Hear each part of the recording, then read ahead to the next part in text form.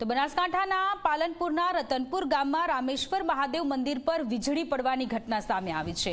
શિવલિંગની જલધારા તૂટતા દૂર સુધી પથ્થરો ફેંકાયા। કડાકા ભડાકા સાથે મંદિર પર પડેલી વીજળીના કારણે જળાધારીના પથ્થરો 200 ફૂટ દૂર સુધી ઉડી ગયા। જોકે શિવલિંગને કોઈ નુકસાન થયું નથી। વીજળી પડી છતાં શિવલિંગને નુકસાન ન થયું। તો બનાસકાંઠાના રતનપુર ગામની આ ઘટના છે કે જ્યાં વીજળી પડવાની ઘટના સામે આવી છે અને એક મંદિર પર વીજળી પડી છે। મંદિર નજીક આવેલી આ શાળા પણ છે કે જ્યાં કેટલાક બાળકો અભ્યાસ કરી રહ્યા હતા। શિવલિંગને કોઈ નુકસાન નથી પહોંચ્યું અને બાળકોને પણ સહી સલામત બહાર કાઢવામાં આવ્યા છે।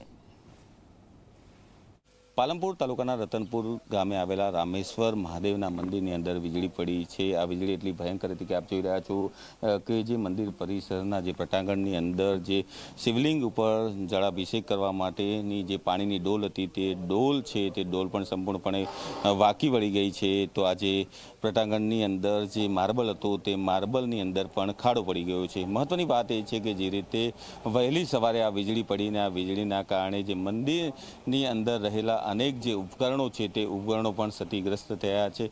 આપ જોઈ રહ્યા છો કે સામેની સાઈડ એક સ્વિચ બોર્ડ છે અને આ સ્વિચ બોર્ડ છે તે પણ સંપૂર્ણપણે તૂટીને બહાર નીકળી ગયું છે।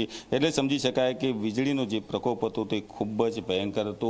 મંદિરની અંદર જે શિવલિંગ હતું તે શિવલિંગની અંદર જે જલધારા હતી તે જલધારા પણ તૂટી ગઈ છે।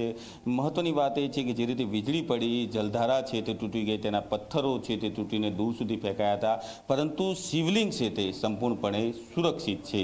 વીજળી પડવાના કારણે મસમોટું નુકસાન થયું છે। જે મંદિરની અંદર રાખેલું જે શિવલિંગ હતું તે શિવલિંગ તો સુરક્ષિત છે, પરંતુ તેની આજુબાજુ જે અભિષેક કરવા માટેની જે જલધારા હતી તે સંપૂર્ણપણે તૂટી ગઈ છે। ગામ લોકો કહી રહ્યા છે કે જે રીતે ભયંકર રીતે વીજળી પડી, પરંતુ જે શિવ છે, મહાદેવ છે, તેમને આ જે વીજળીની જે આફત હતી તે પોતાના શિવલિંગ પર લઈ લીધી ને ગામ લોકો પર મોટી આફત ન આવે તે માટે જ આ જે વીજળી છે તે વીજળીનો જે પ્રકોપ હતો તે મહાદેવે પોતાના શિવલિંગ પર ઝીલી લીધો છે, જેના કારણે ગામ લોકો તેમજ ગામ છે તે સુરક્ષિત છે। અલ્કેશ રાવ, ઝી મીડિયા, બનાસકાંઠા।